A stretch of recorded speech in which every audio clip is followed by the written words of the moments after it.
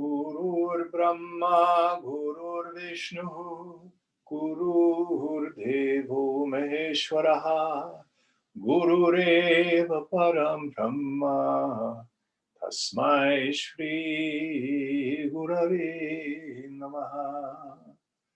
Chinmayam Vyapyat Sarvam, Trilokyam Sacharacharam, Tat Padam Darshitam Yena, Tasmai Shri Gurave Namaha. Tvameva Mata cha Pita, Tvameva Bandhuscha Sakha, Tvameva Vedya Dravinam, Tvameva Sarvam Mama Deva Deva, Tvameva Sarvam Mama Deva Deva. Jai Guru. Om Sahana Vavatu, Sahana Bhunaktu, Sahaviryam Karavavahai, Tejasvinavadhitamastu ma Vidvishavahai. Om Shanti, Shanti, Shanti. So tonight we begin the 6th chapter, the Yoga of Meditation. And again, I want to emphasize that Vyasa, our poet, has set this up so that we understand the sequence. When we try to meditate and we're squirmy and nothing seems to be happening, and oh, I can't do it, or I just didn't get around to it today, there should be no blame. It doesn't do any good to beat ourselves up. That condition is nothing more than vasana pressure. It means the mind has too much vasana pressure to easily introvert. So one of the solutions he's given us is chapters 3, 4, and 5. Do intense karma yoga. Go after the world. But with those 5 elements we've been discussing. If you do this successfully, after a period of time, your mind will easily start to introvert. And meditation and a life of contemplation will become much, much desirable and easier. Any thoughts about this? Are you telling us not to meditate, Jim? No.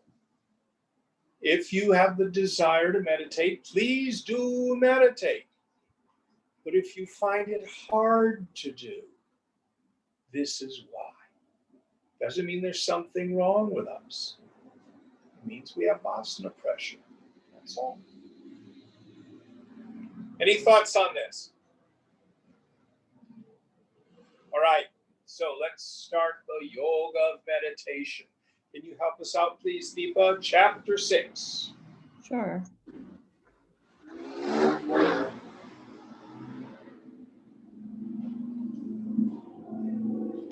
Anashrita karma phalam karyam karma karoti yaha sasamyasi cha yogi cha na niragnirna chakriya. He who performs his bounden duty without depending on the fruits of actions, he is a sannyasi and a yogi, not he who has renounced, Does not it he. start out with Sri Krishna Arjuna Uvacha? Sri Bhagwan Vacha. Yes, that's right. Okay. So read the English one more time. The blessed Lord said, he who performs his bounden duty without depending on the fruits of actions, he is a sannyasi and a yogi, not he who is without fire and without action. So when he says without fire and without action, the exoteric meaning is a reference to the Homa, the Agnihotra, the Yajna, that it's a kind of a catch-all for all the different rituals that in a Brahmin family are done in the home. So that's the exoteric meaning. The deeper meaning here is we all have our duties in the world. No matter what your caste is, or you're not even having a caste because you're not Indian. But it means go to work, clean the house. If you're married, deal with your relationship. If you've got kids, put them through school. All the things that ordinary people do. Now, what he's dealing with is this idea that in order to attain self-realization, you need to leave the world. This is true and not true. You need to leave the world while you are in the world. Meaning, we act in the world without an attachment to the fruits of action. If, on the other hand, you leave the world physically and perform ritual or stuff like that, and you're identified or attached to it, you have not left the world. That is not sannyas. So let your, what we call prarabdha the karma of your own body, the past, determine where you are in life. It may be given you to become a sannyasi, brahmachari. You'll know. It may be given you to be a householder, have a job. That's what your duty is. This is not inconsistent. So here Krishna starts off by saying, you don't find freedom by running away from the world. And naive people think, oh, I want to give up all my worldly desires, so I'm going to quit my job and go live in the mountains. That in and of itself is not sannyas. That's not real renunciation. Any thoughts on this?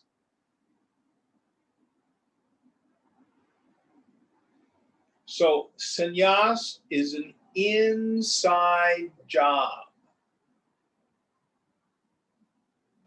In the Chinmaya mission, Swamiji would talk a lot about this internal sannyas. And one of the traditions that would develop is, I don't know what the women would do, but for men, they would have orange underwear. They'd have their street clothes, but they just got some Rit dye and they dye their underwear orange. So you're a sannyasi on the inside, not on the outside. There's nothing magical about orange underwear, believe me. The whole point is it's an inside job. All right, next verse.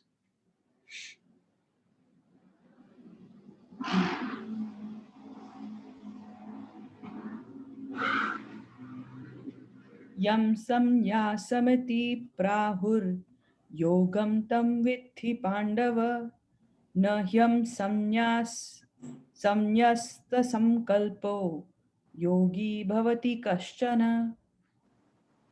O Pandava, please know yoga to be that which they call renunciation. No one verily becomes a yogi who has not renounced thought. So here, the word for thought that Krishna is using is sankalpa. Very difficult word to translate. It not only means thought, but it means wish, will, intention. The idea here is a sankalpa used in this context means I have this project. I want to accomplish that. And that's what's going to make me happy. Or you're regretting the past. Why did I do that? Or worried about the future. Doesn't mean we don't think. Don't take this literalistically. It does not mean to have a frontal lobotomy. Thought that just goes by.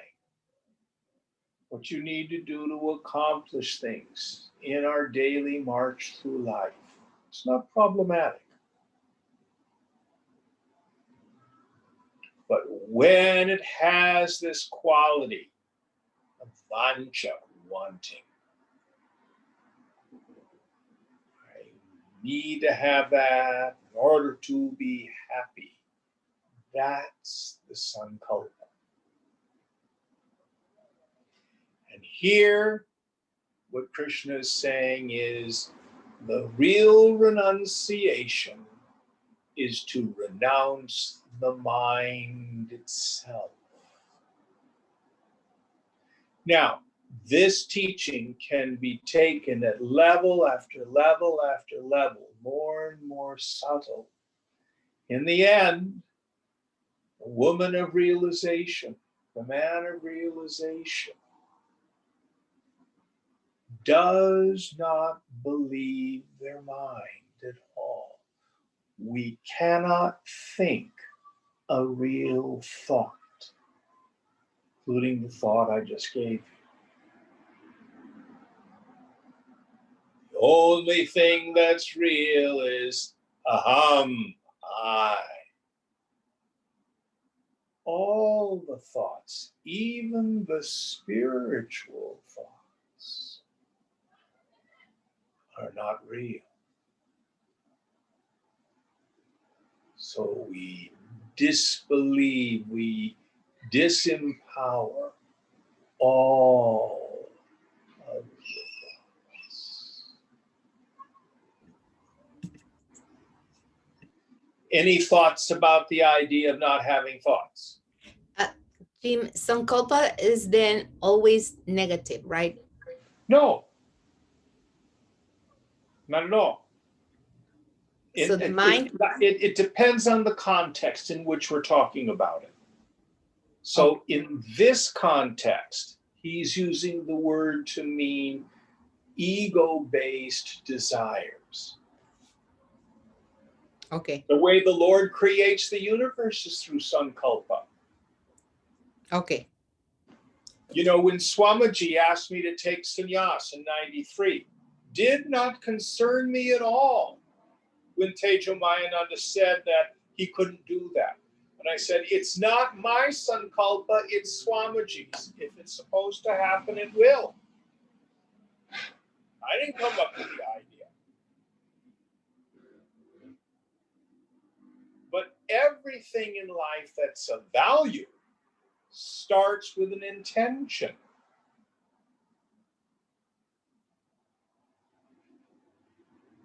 You want to learn a new language. That's your sankalpa. I want to learn French. Where it becomes problematic if you think that if I learn French, then it'll be better. I'll be happier.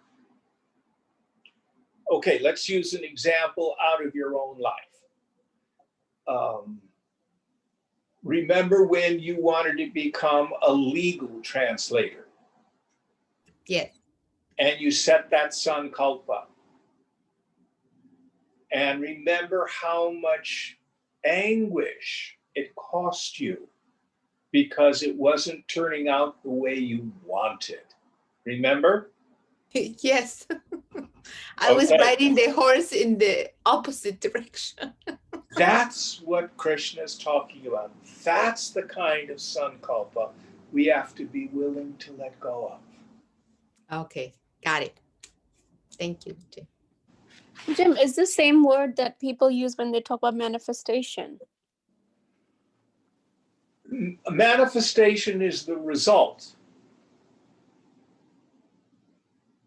The interior process by which somebody manifests something is a sankalpa.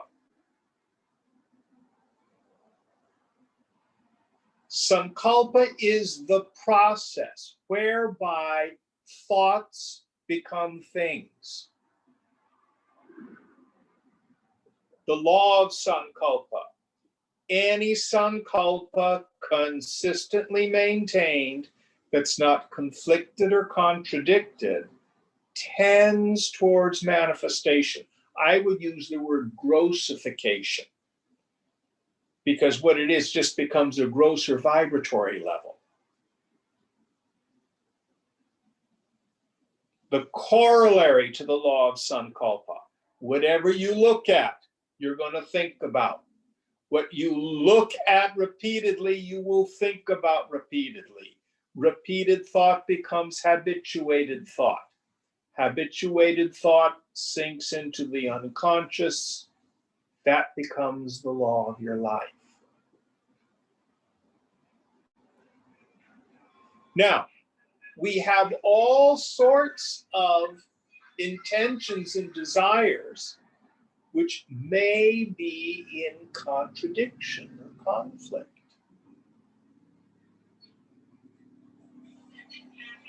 But what we want to be aware of is, maybe we can look at it this way, when we're being willful rather than being intuitive.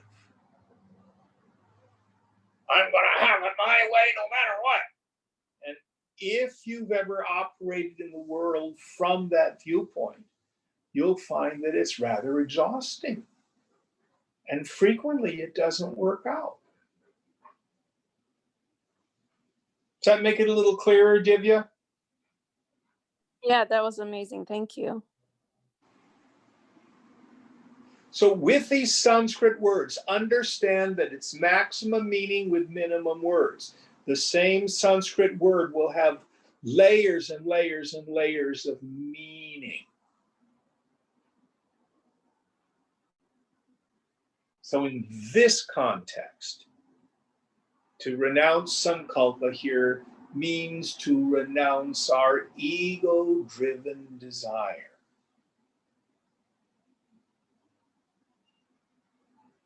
The imaginations that we create, I'll be happy when, it'll be better if, the problem with my life is I don't have, blah, blah, blah, blah, blah, blah, blah.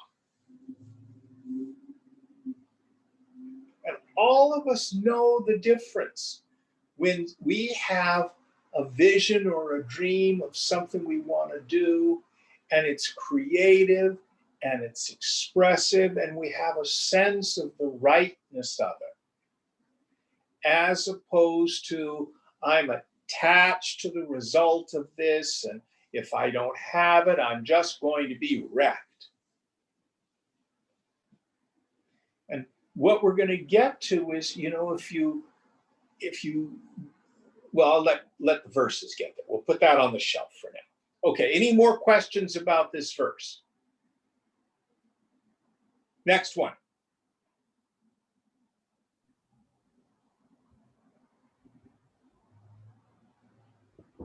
Arurukshor munir yogam karma karanamuchyate yoga rudhasya tasyeva shama karanamuchyate.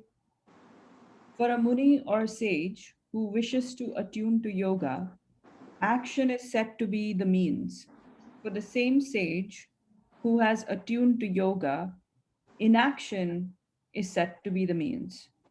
I think it's attained, not attuned, isn't it? It says attune. That's interesting, because the word in Sanskrit is yoga rudha, Yeah. which is to mount the steed of the mind. So for the person who's practicing,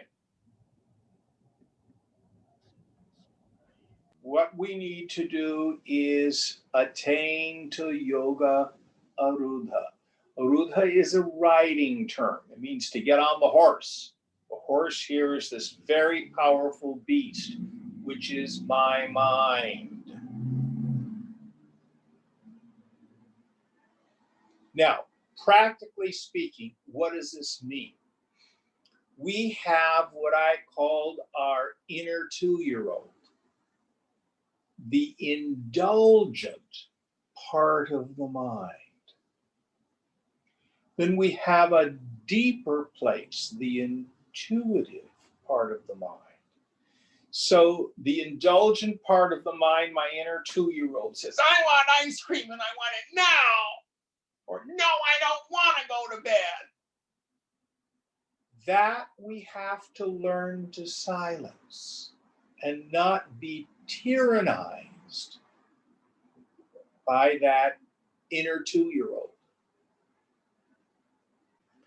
To be able to let go of the tyranny of that indulgent part of the mind is a prerequisite to being able to get in touch with what the prophet Isaiah calls the still small voice, or what Joseph Campbell used to call following your bliss.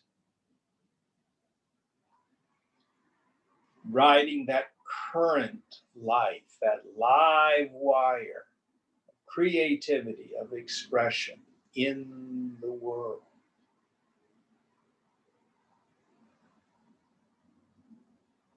So with this in mind, read the verse one more time for us, please, Deepa, in English. For a Muni or sage who wishes to attune to yoga, action is said to be the means. For the same sage who has attuned to yoga, inaction or quiescence is said to be the means. So if you're seeking to acquire yoga rudha, act in the world. How? Act vigorously in the world according to your inherent latent proclivities in the yajna spirit, renouncing our attachment to the fruits of action and your identification with a sense of agency. Act, act, act. But once we've gotten to a place where we're willing for it to be whatever, we're willing for it not to be whatever. I know I am not the agent, it is guna and karma. I'm ever the witness, all the stuff we've covered in the past 3 chapters. Then you will likely find that it's time to spend more time in meditation, in scripture study, in satsang. We don't have that vasana pressure that extroverts us into the world.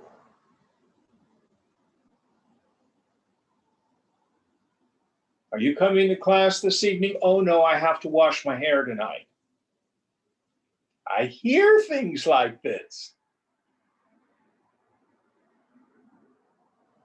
Your mind seems really gross in class.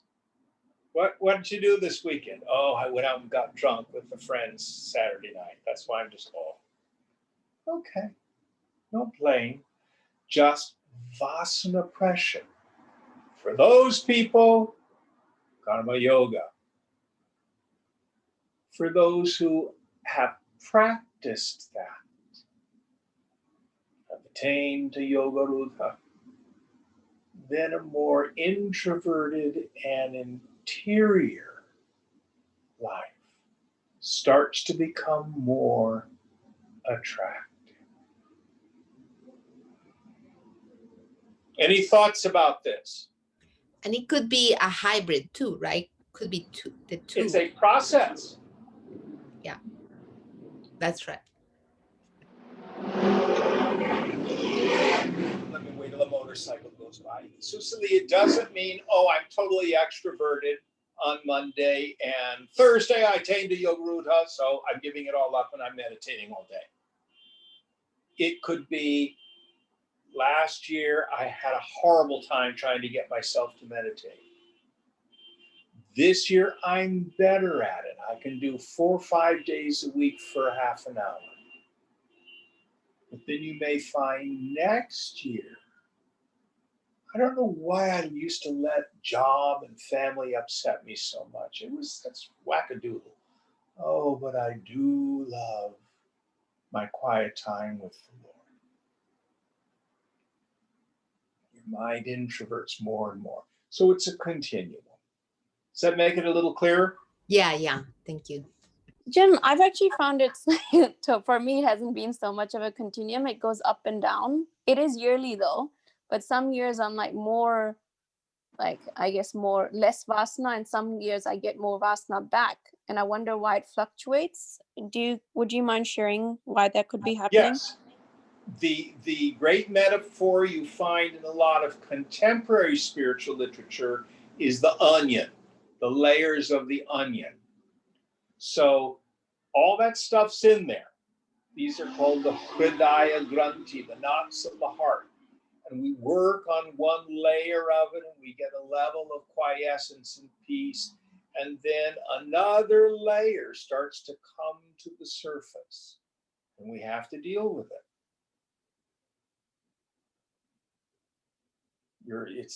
And we don't get to choose how much of that stuff is in there.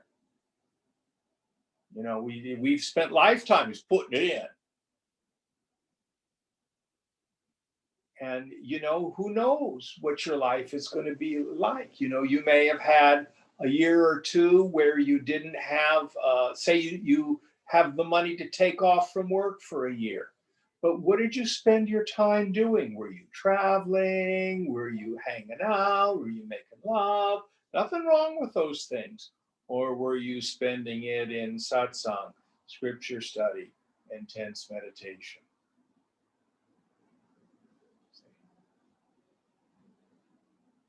You can't force it though. That's what Krishna is saying. Swamiji used to say it's an evolution, not a revolution. Hasten slowly. It will ripen in time if you have a clear intention. But the thing to understand is this is sequential. For those of us who come from a Christian background, in the Middle Ages, this entire process was set forth with a parable. It's the parable of Mary and Martha in the New Testament. And the story is this: Jesus with friends with this family. It was 2 women and a man. They were all siblings. Lazarus, Mary, and Martha. He loved them very much. And he was at their house visiting. And, you know, this is a great yogi, a lot of Shakti. And Mary is there at his feet, just immersed in that thunderous silence. Martha's in the kitchen. I always imagine her coming out and her apron's all covered with flour because she's making, you know, matzah or making, you know, flatbread, and her hair's wispy and there's flour in her hair. And she says, Jesus, tell Mary to come into the kitchen and help. We've got a house full of people to feed. And Jesus says, Martha, Martha. He really says it twice. You're concerned over what you don't need to be concerned about. Mary has the better part. And classically, Martha is what we call the active life. And Mary is the contemplative life. Martha's the life where you're working in the world, karma yoga. And if you do it intelligently, in time it will mature into the contemplative life. I don't know, other than Susili, do we have any other Christians here tonight? I think she may be the only one. Susili, have you looked at this little book called The Cloud of Unknowing? Not yet. All right, this whole pulling apart of that parable comes directly from this classic book called The Cloud of Unknowing. It is no different than exactly what Krishna says in this verse. It's identical. Because experienced spiritual directors have figured this out. All right, next verse.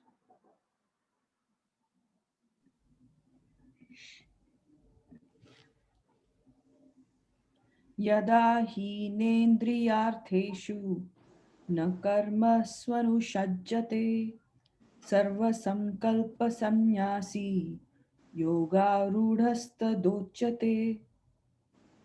When a man is not attached to sense objects or to actions, having renounced all thoughts, then he is said to have attuned to yoga.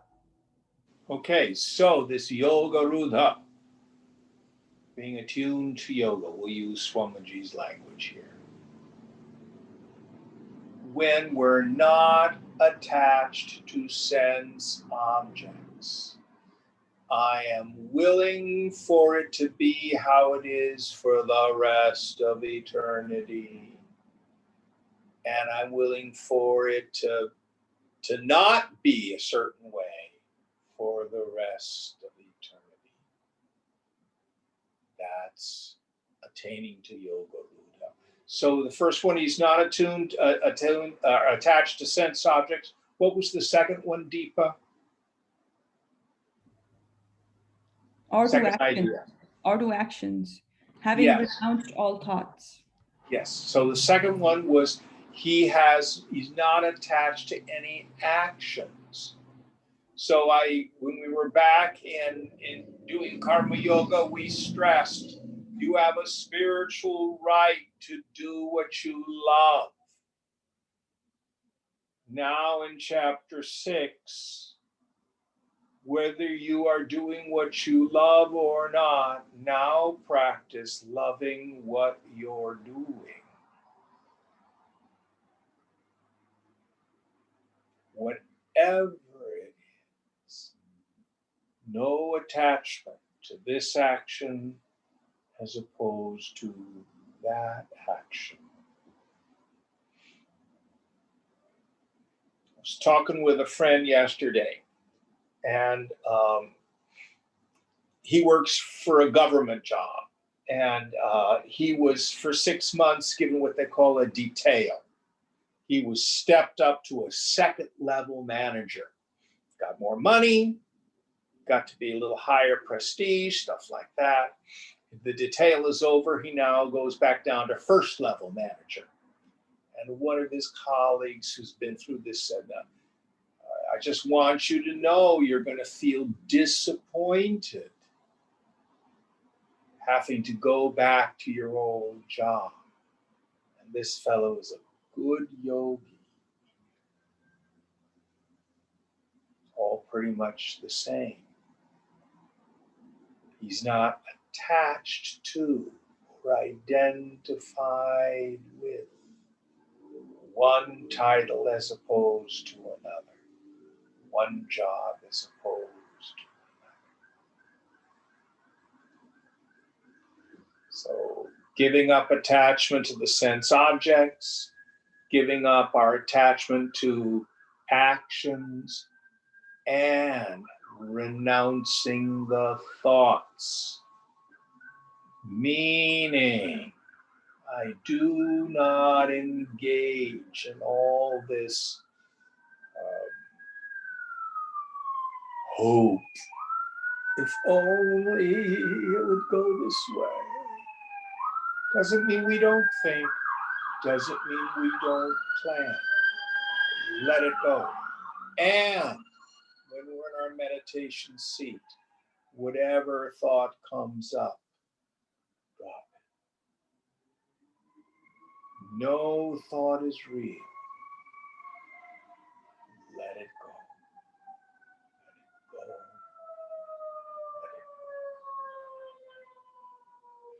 This is what we must practice to attain to Yoga Rudha. Any questions about this? Very good practical instructions. All right, next verse.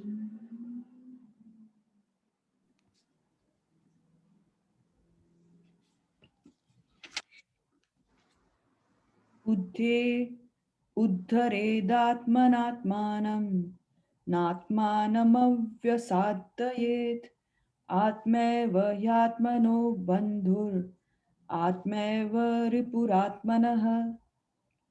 Let a man lift himself by his own self alone, and let him not lower himself.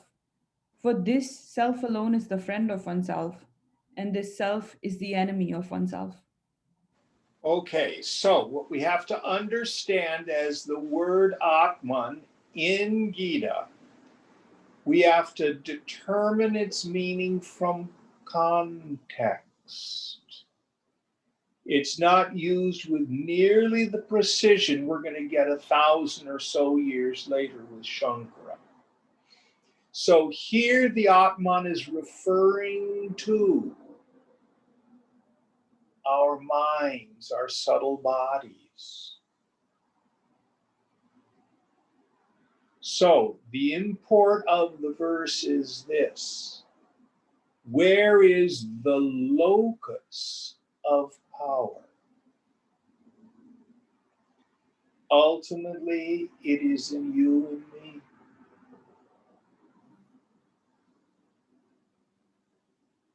There are people who say, oh, I'm a disciple of Guru Shmuru. They're going to do all the work. I don't have to do anything. Well, I'm glad you're practicing surrender, but no, it doesn't work that way.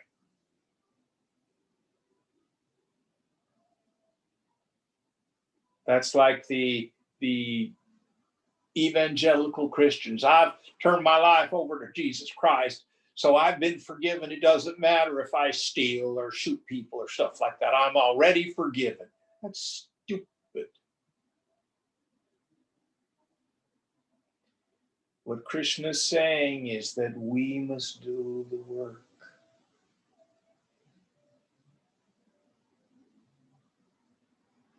Shankara has some very beautiful examples. He says a man has his sons to relieve him of his debts, but only he himself can raise himself into the self. If a person is sick, they must take the medicine. You can't hire somebody to take the nasty medicine for you. We must do the work. Shankara uses the term purushartha, our own self effort. So what has to happen? We have to raise our own mind into that sattvic state where the knowledge of the self is easy and evident.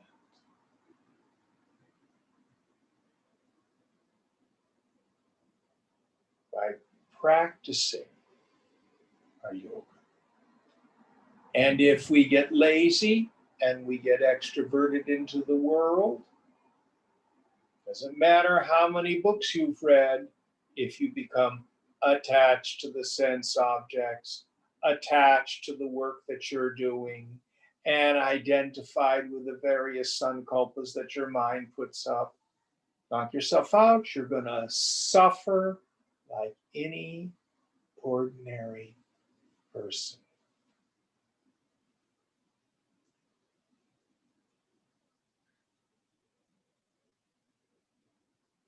Yoga comes from the root yuj, which means to join. It's where we get the English word yoke, get the English word union from the same root. What does it mean? The human mind is yoked to the infinite.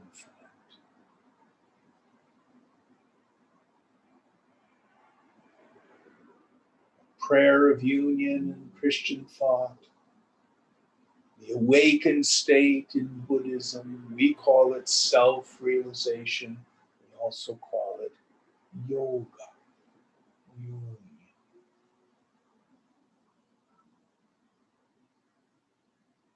Any thoughts on this? Next verse.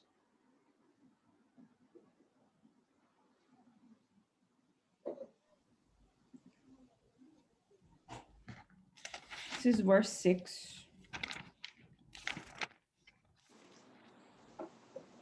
Bandhuratmatmanastasya yenatmevatmana jitah anatmanastu shatrutve vartetatmeva shatruvat. The self is the friend of the self for him who has conquered himself by the self. But to the unconquered self, the self stands in the position of an enemy like the external foe. And so here again, he's talking about ego, my little self, my mind. So if I am in ignorance and my mind is extroverted into the world and full of distraction and desire and anger and fear, my mind is my enemy.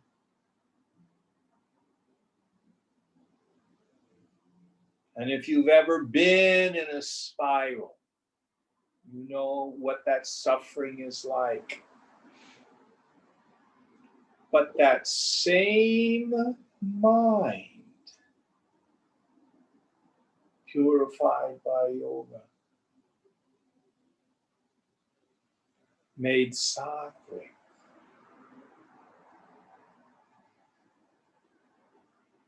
it is that same mind that revels in the self. And it becomes our greatest friend.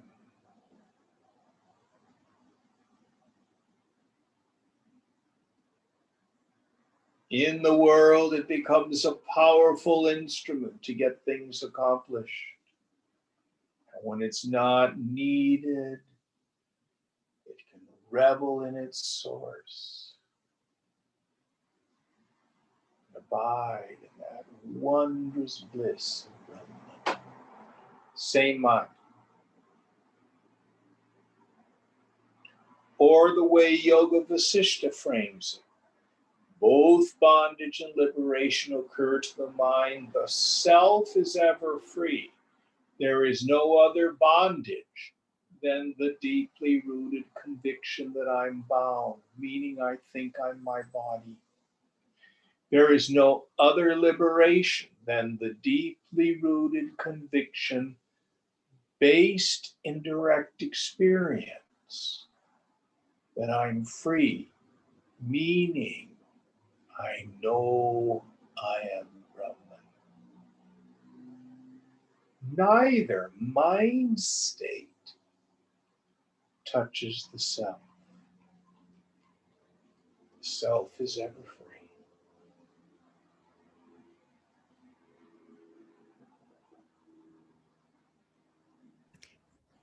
The Buddhists say the mind is it's a perfect servant, but an awful master. That's beautiful. I like that. The mind is a perfect servant, but an awful master. Oh, that's wonderful. Thank you. Same idea. Next verse.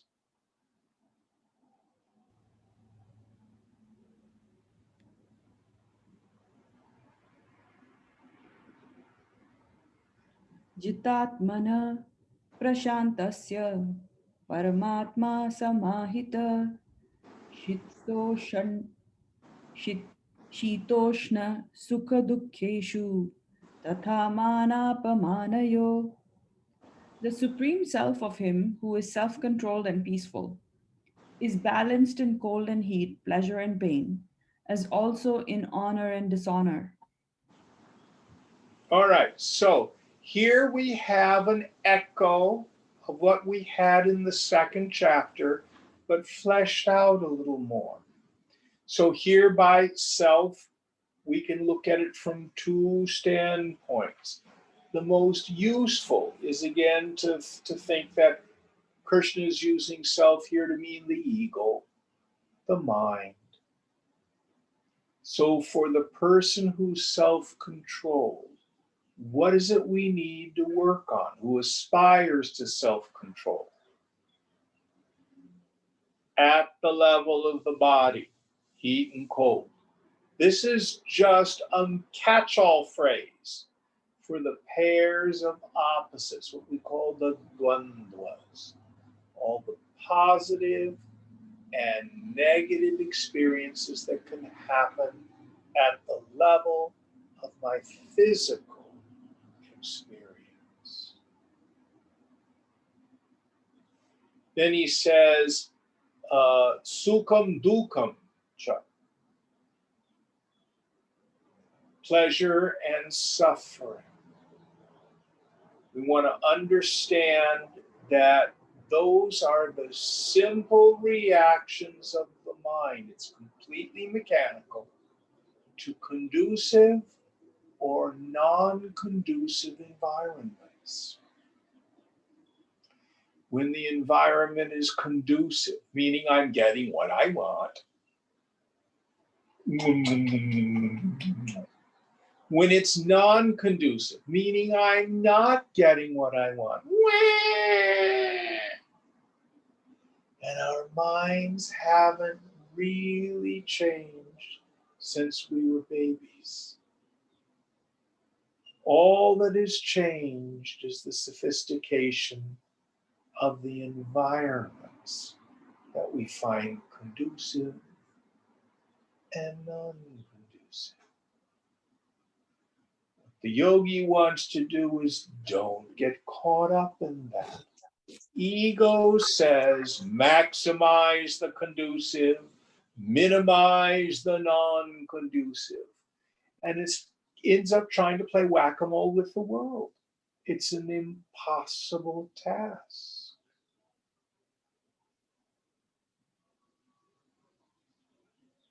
Again, quoting Yoga Vasishta, why try to cover the world in leather when you can wear shoes? So we pull our energy out of this insistence on likes and dislikes. Now, the third, I think he said, was it honor and dishonor? What were the words that Krishna uses here? Shitoshna sukha dukkheshu tatha manap manayo. Man and apman. Man means apman means insult, and man means respect. Okay, I don't know those words. But he translates those two in the commentary. He says honor and dishonor. Yes. So these are the evaluations that the intellect makes as to whether what I've done has been good or honorable or successful, or I'm a screw up. I did it bad. It's shameful. I have regret. So the yogi wants to stand back and take on the viewpoint of Sakshi Bhava, the attitude of the witness, and turn the volume level down. Don't feed these reactions to positive and negative physical experiences, conducive, non-conducive environments. Don't get caught up in these stupid judgments of the intellect. I'm okay, I'm not okay. Watch them. Don't believe them. Turn the volume level down on that kind of reactivity. Now, this is not only good yoga, it's really good in the world. So if you're, for example, the manager of a team and one of your subordinates starts to get emotional and reactive and starts throwing shade at you, if you react to it, it only complicates the matter. You've got to be able to let it pass through. That's just what they're going through. Now let's be solution oriented. Or the other way around, a supervisor says, you screwed up here, you know. Getting emotional, I'm going to quit my job, doesn't solve anything. Let it pass through and be solution oriented.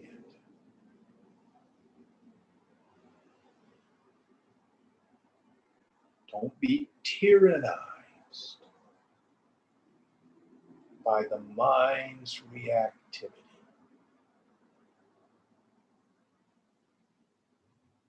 Any thoughts on this?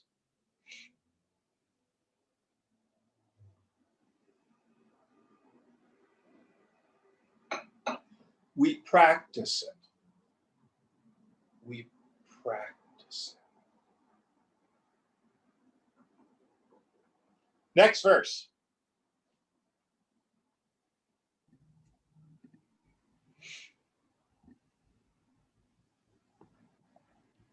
Jnana vijnana triptatma kuthasto vijitendriyah yukta ityuchyate yogi samaloštashma kanchanah. The yogi who is satisfied with knowledge and wisdom, who remains unshaken, who has conquered the senses, to whom a lump of earth, a stone, and gold are the same, is said to be harmonized. He is said to have attained Nirvikalpa Samadhi.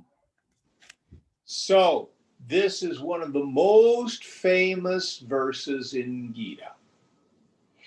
So, we have these two words, I love them, jnanam, vijnanam. Jnanam means knowledge.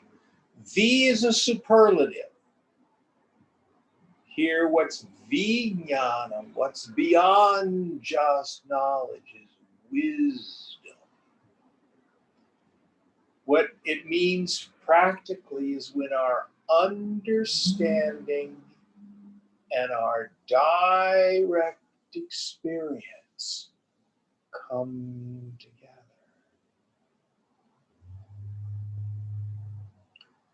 When you have a deep experience of the mind ending, the attention is introverted, and you notice, oh, I am that heartless Brahman. And you understand it because the intellect's been prepared through your scripture study, then you directly see the unreality of the individuality. Then you know where real peace is.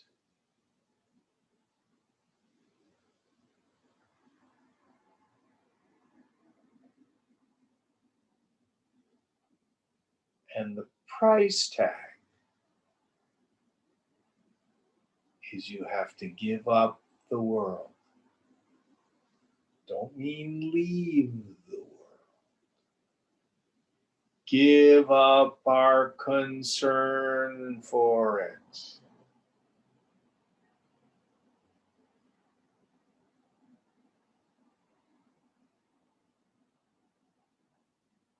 Make the decision. Nothing in this world is important enough for me to lose my serenity, my peace of mind.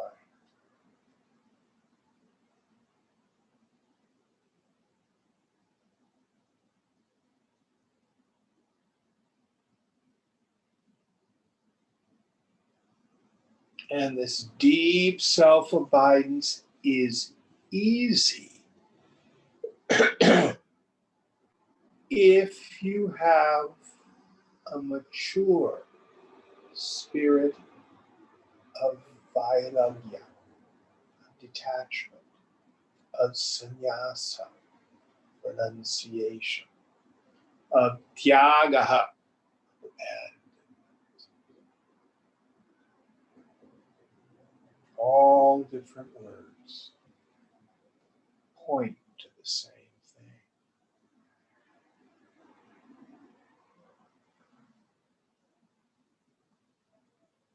Swami Tejomayananda used to say, the foolish person doesn't take life seriously. The intelligent person takes life seriously, but the wise person seriously doesn't take life seriously.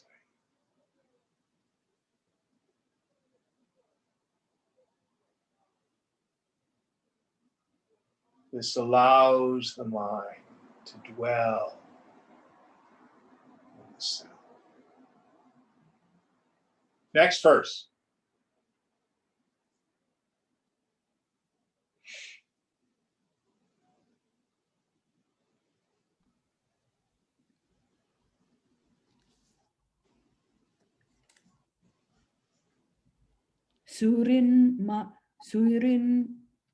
Sorry, this is an interesting sandhi.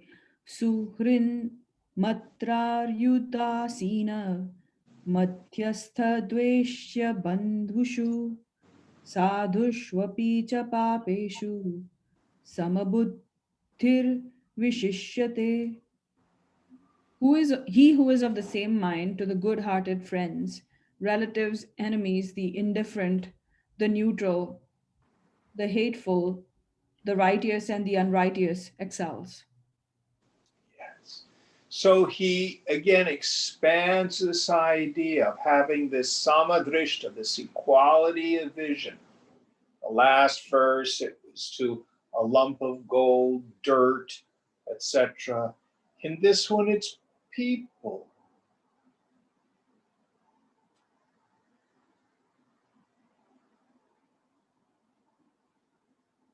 If you look to the people in your life, there's a handful you truly love. There's probably a handful that you can't stand, and billions to which you're indifferent.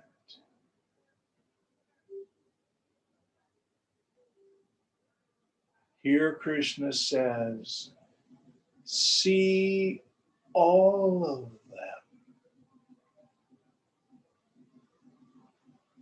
as incarnations of the divine.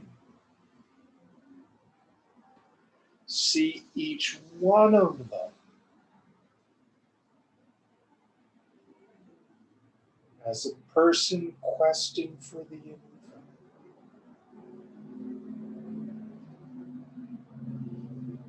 Be in solidarity with their suffering and with their desire to be free from their suffering. Don't get caught up in what you may see as bad behavior. All sorts of bad behavior out there. What's the root of it? Hurt people hurt people. People in ignorance are frightened. Self-centered fear is the chief activator of the evil in the world.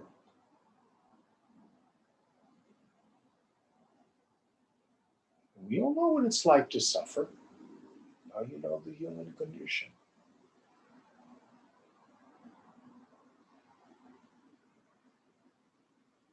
So the goal here is not to treat everybody as if they don't exist. No. We want to be open-hearted, open-handed with everyone.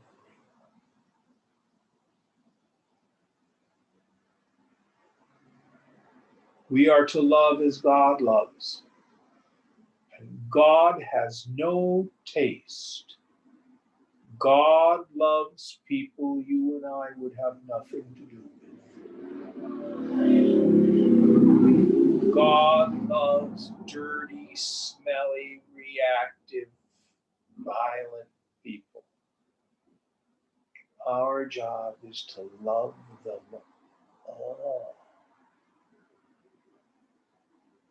with equality.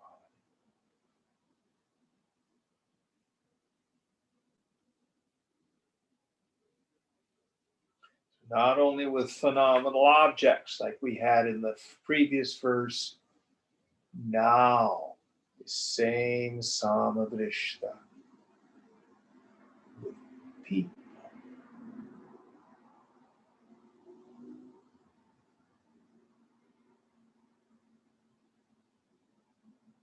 Any thoughts on this? Jim, I'm curious. This question of like loving everyone's an intriguing one. How does it equate to like loving your family or your friends? Is there a different way that you can love everyone? Or I guess I'm trying to understand that. Okay, first of all, we have to understand what love is. Love is not attachment. I was talking with someone she's in such terrible pain. She had an unhappy breakup with a boyfriend. And she says, it hurt so bad. I loved him so much. And I said to her, sweetheart, love doesn't hurt. Attachment hurts. My definition of love, as a place to start, is genuinely wishing the well-being of another. It is not transactional. You love me and I'll love you. I love you very much, now give me the attention I want.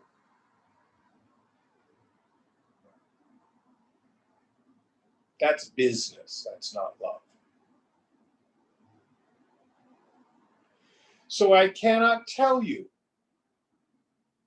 about how you should treat a family member as opposed to the former president or your husband as opposed to an annoying colleague at work. But you can start by genuinely wishing the well-being of another.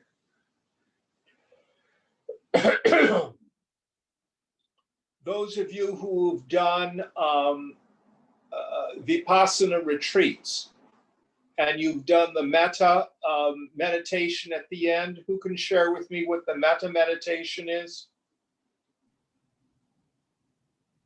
If no one else wants to go, I can share. Please.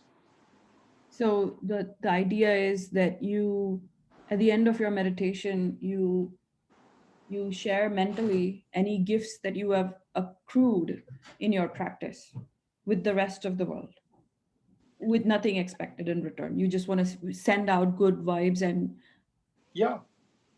And there's a kind of a ritual part of it. May all beings be happy. May all beings be peaceful.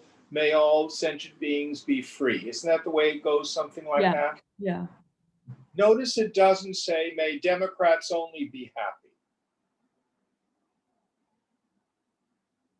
Notice it doesn't say, may all beings be peaceful except my ex-husband. Does it say that?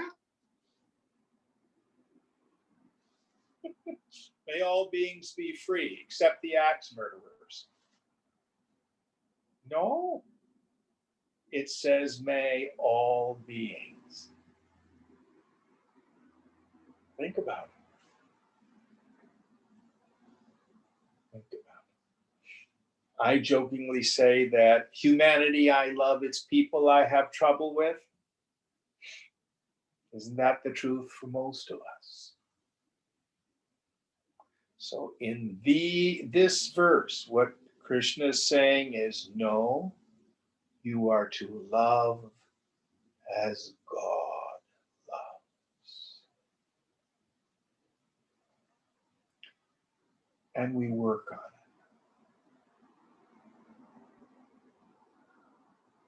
it. We work on forgiveness. We work on acceptance. We work on not personalizing attacks of other people. What other people think of me is none of my business.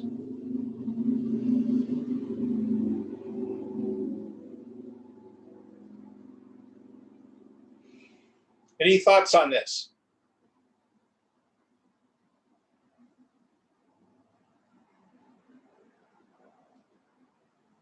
All right, this is a good place to stop. Which verse are we on for next week, Deepa? We'll start with 10. We start at 10. All right. We have a time for a few questions.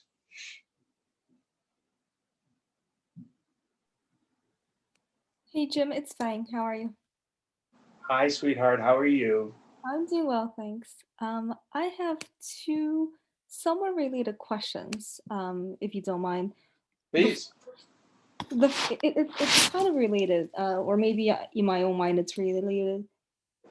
Presumably, for somebody who is realized and knows that they are a Brahmin, has the full recognition, then they know that they're one with everyone. And so, of course, you wish to, of course, I'm assuming that the love for everybody comes quite naturally at that point, right? Because you know that there's only one of you there.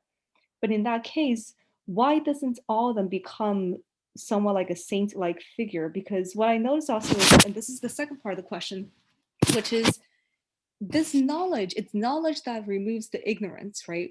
And so it seems like it's kind of like a light switch. Either the light is on or the light is off. Either you see that it's not a snake and it's a rope, or you don't, right? So it seems like it's very binary.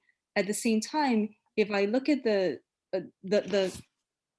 why is it that people who got within 20 feet of Anandamaya would just, start crying? Why is it that there are certain people who are there who seem to have so much more of a powerful effect? That's the thing. And why is it that some people just, you can't tell from external experience that they're there? I guess what I'm trying to figure out is, are there certain depth of experience beyond the binary aspect of whether you know or you don't know? Like, what makes for that difference? Because if you know that you're a Brahman, why doesn't everybody who gets to that state really just give away everything, and because then there's no separation between you and somebody else, so why even have savings at that point? Does that make sense as a question? Yes. And whether you have a savings account or not, what does that have to do with whether or not you know Brahman? Because I suppose I am making an assumption here that I think that's the operative word.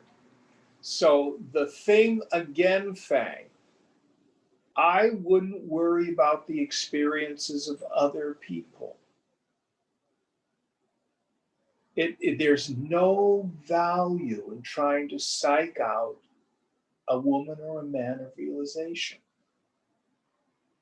There's no value in trying to say, is so-and-so realized? Is so-and-so not realized? Is so-and-so more realized than blah, blah, blah, blah, blah. Now, to actually answer your question, in Yoga Vasishta, we have a section called the Sapta Jnana Bhumikas, the 7 stages of knowledge. Self-realization happens at the 4th stage.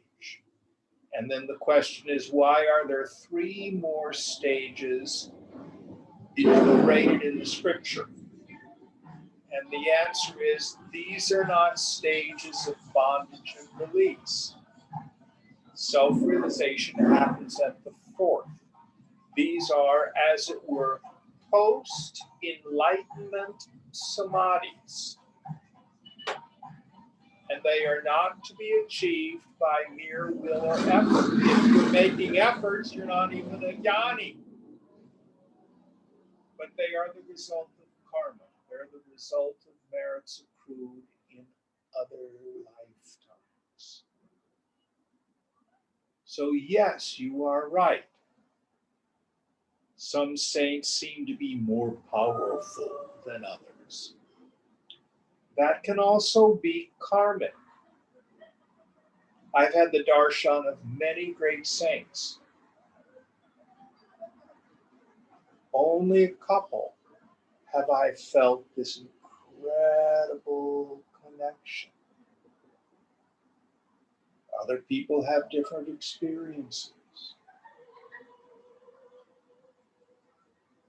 But the state of another person is immaterial to you. Go back to what Krishna said earlier in this chapter. A woman raises herself by herself into the self. You go there.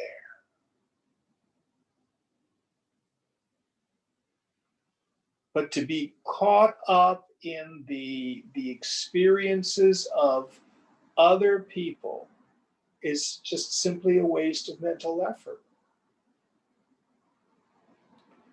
It would be like an 8-year-old or a 6-year-old saying, I've seen pictures. When a woman has an orgasm, do her toes always curl?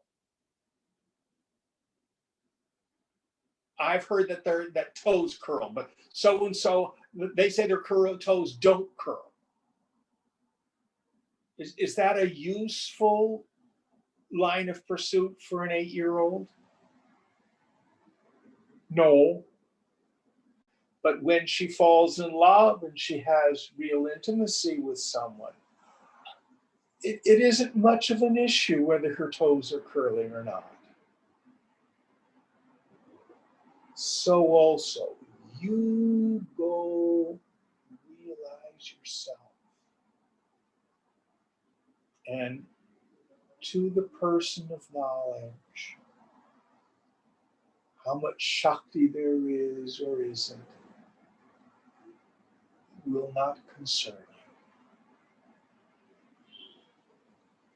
Is that helpful at all? Yes, Jim. Thank you. This is a thing I really want you to try to let go of, Fang. Your mind keeps trying to figure out what the realized person's experience is. Because I get this question in various forms frequently.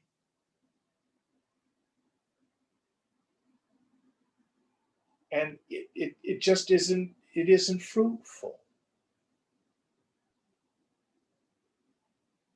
How do I know that I've realized? I tell you, it will swallow all doubt. That's how you'll know.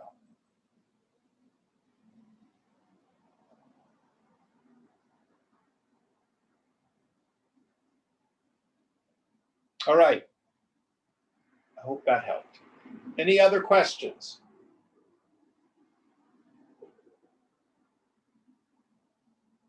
All right, let's sit